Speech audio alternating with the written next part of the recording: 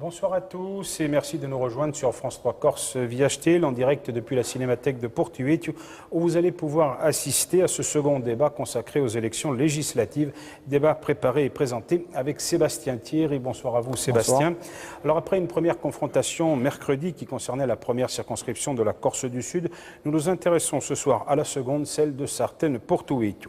8 candidats, 7 hommes et une femme sont en lice représentant les différents courants de pensée. Ils sont tous présents, à l'exception de la candidate de lutte ouvrière qui n'a pu se rendre en Corse pour participer à cette confrontation. En tout cas, merci à vous tous qui êtes là sur ce plateau et bonsoir. Alors je passe maintenant la parole à Sébastien Thierry qui va vous présenter le cadre de ce débat. Nous avons tenu dans les 4 circonscriptions de Corse à donner la parole à tous les candidats engagés. Nous avons fait cela dans le cadre du journal télévisé, le Corsigazer.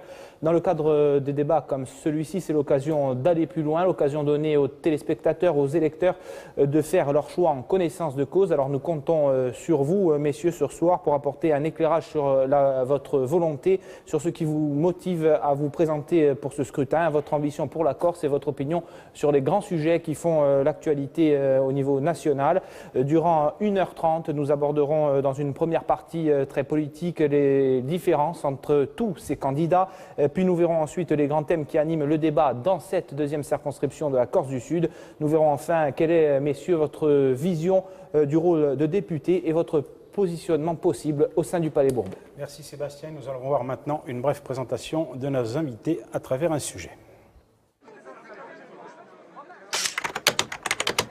Camille de Rocazère est un candidat aux législatives fragilisé dans son propre fief, la seconde circonscription de Corse du Sud. En 2007, il remporte son siège de député avec 51% des suffrages. Aujourd'hui, il compte s'appuyer sur son bilan, les droits de succession, l'aide aux agriculteurs et le rapprochement des prisonniers.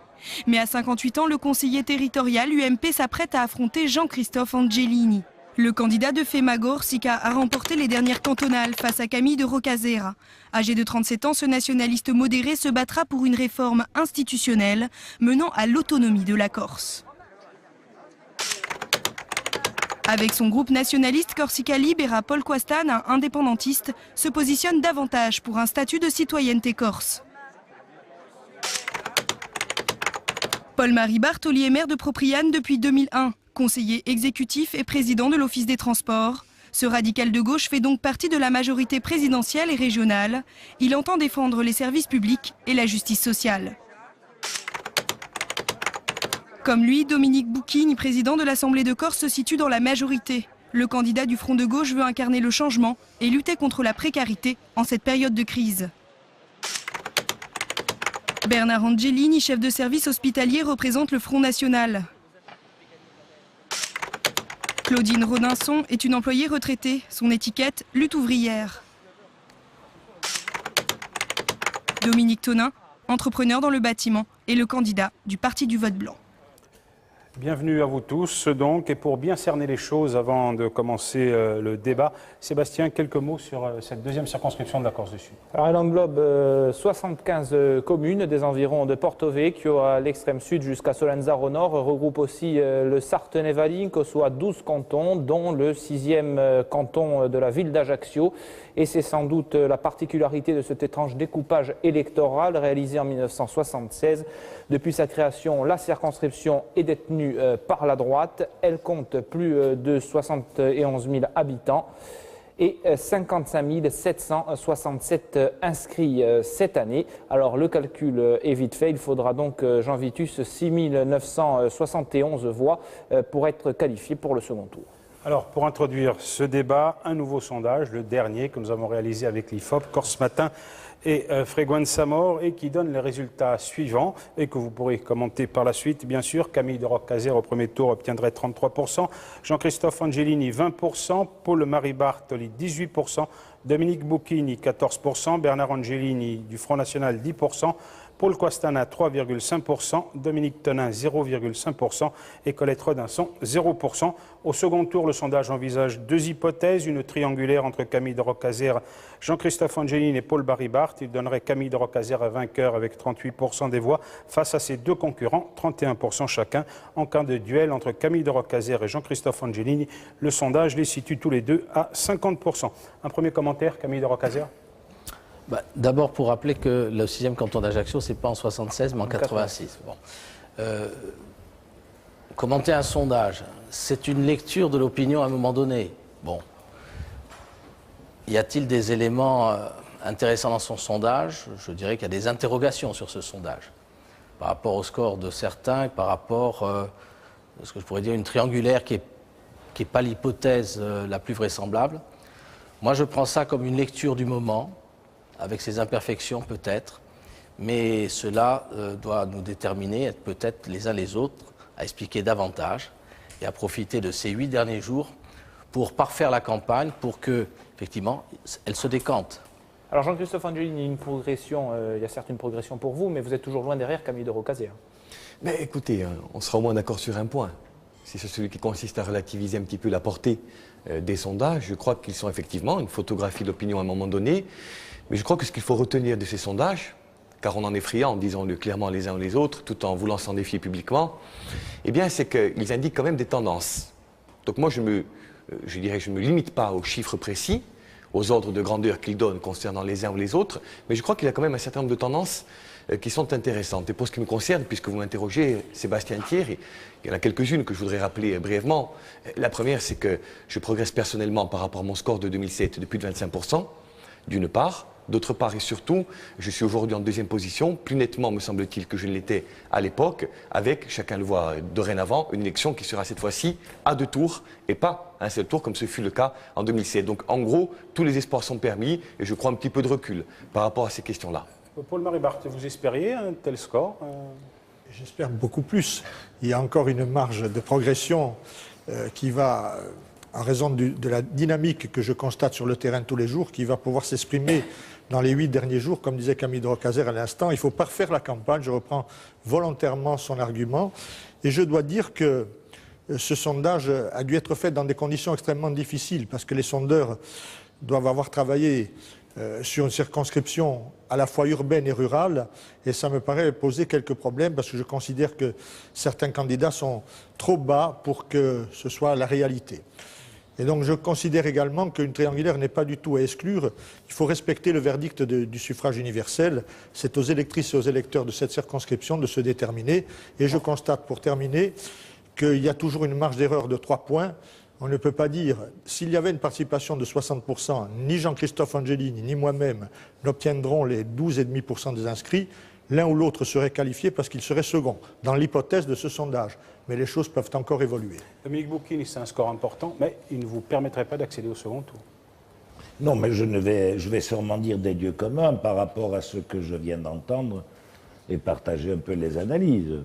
La première chose, donc, si c'est un instantané, on va regarder ça avec beaucoup de prudence et avec beaucoup de tempérance. Comme tous les sondages. Comme tous les sondages. Bien sûr. En même temps, je suis obligé de dire que à partir du moment où moi je fais le tour de 61 communes de la circonscription, il y a incontestablement, me semble-t-il, des choses qui bougent.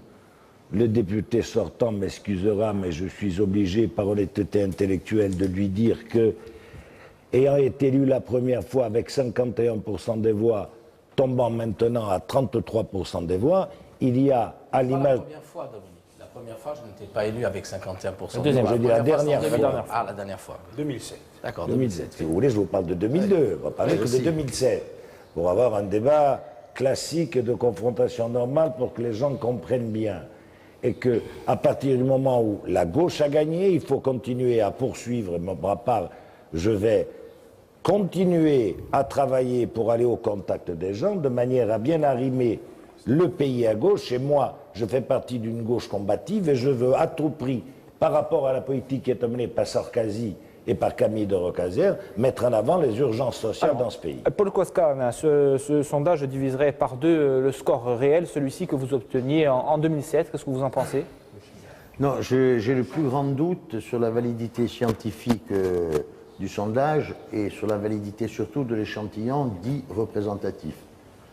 Je crois que nous n'avons jamais été au-dessous de 7 à 8%, minimum 7,8%. Je pense que ce sondage sera démenti dans les urnes dimanche prochain. Je pense, comme l'a dit M. Barthes, que j'ai beaucoup tourné dans la circonscription, dans les villages, et que les taux de retour sont très nettement supérieurs à ce que le sondage indique. Alors Bernard Angelini, pour votre part, vous multipliez par 3 le score des dernières législatives. Votre analyse sur ce sondage, votre commentaire? Avant tout, buonasera a tutti et bonsoir, surtout bonsoir à tous les téléspectateurs qui nous regardent.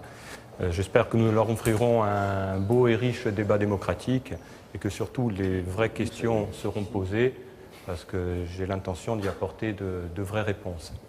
Alors, première réponse sur le sondage. Alors, première réponse sur le sondage, vous savez, au Front National, nous avons l'habitude que les sondages minorent toujours le score ultérieur des urnes. On prend l'exemple de la présidentielle où Marine Le Pen était estimée à 13 à 15%. Elle a fini à quasiment 18%.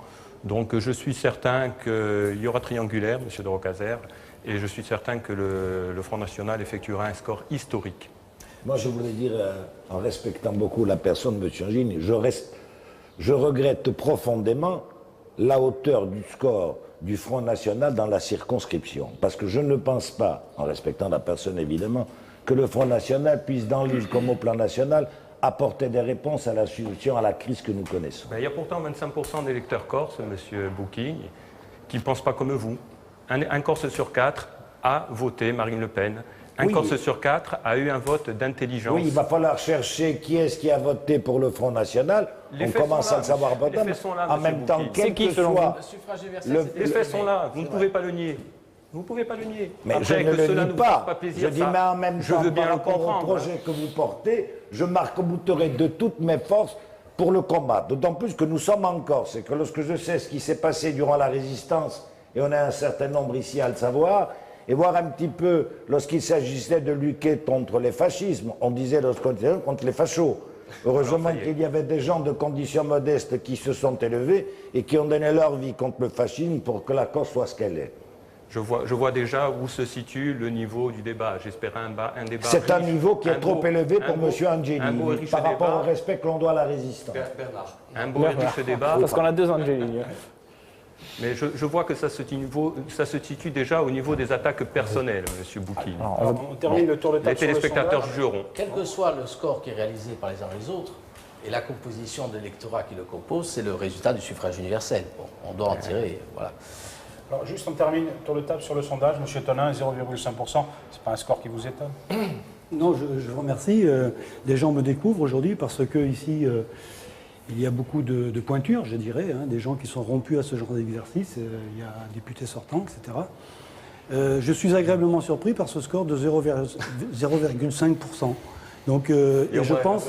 Au moins, c'est les sondages. Oui, et je pense que même il devrait grimper à la suite des interventions que je vais mener ici.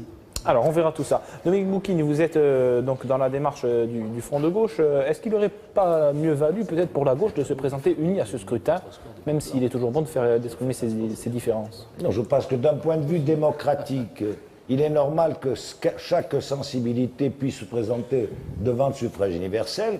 Après, je pense que c'est le suffrage universel qui tranche. Moi, par rapport au sens de la candidature et de la mienne, je suis candidat d'une gauche qui se veut une gauche de rupture par rapport à ce qui se fait. On a voté Mélenchon, on a eu de bons résultats en Corse. On a gagné 10 700 voix en Corse. Nous sommes la formation politique qui avons progressé. Le parti de Camille de Rocazère a régressé. C'est incontestable. Camille dira qu'il est parti de loin, mais il a régressé. Attendez, Camille, dans un deuxième temps, je veux dire, il faut continuer le combat qui est la continuation à battre ce que faisait l'équipe de Sarkozy, pas la personne du président de la République, qui est respectable évidemment, qui est une service de casse du service public, de démantèlement efficace de tout ce qui a été les travaux du Conseil national de la résistance, de la sécurité sociale à la retraite, en créant d'énormes problèmes encore. Donc, dans cette manière-là, aux élections législatives, je vais continuer à porter cette voix pour aller encore plus loin, avec l'idée en plus de vouloir rééquilibrer la gauche, parce que la gauche, elle est diverse, et lorsqu'elle est diverse et qu'elle arrive à s'unir, elle peut aller de l'avant et amener le progrès social. On peut vous poser la même question, Paul-Marie Barthes. Vous gouvernez ensemble à l'Assemblée de Corse, vous n'avez pas des divergences fondamentales avec les autres partenaires de la gauche. Pourquoi ne pas avoir proposé une candidature commune? Vous seriez sans doute arrivé en tête et peut-être même gagné au deuxième tour. Tout simplement parce que la gauche est traversée par deux courants, historiquement, et qu'il est tout à fait logique et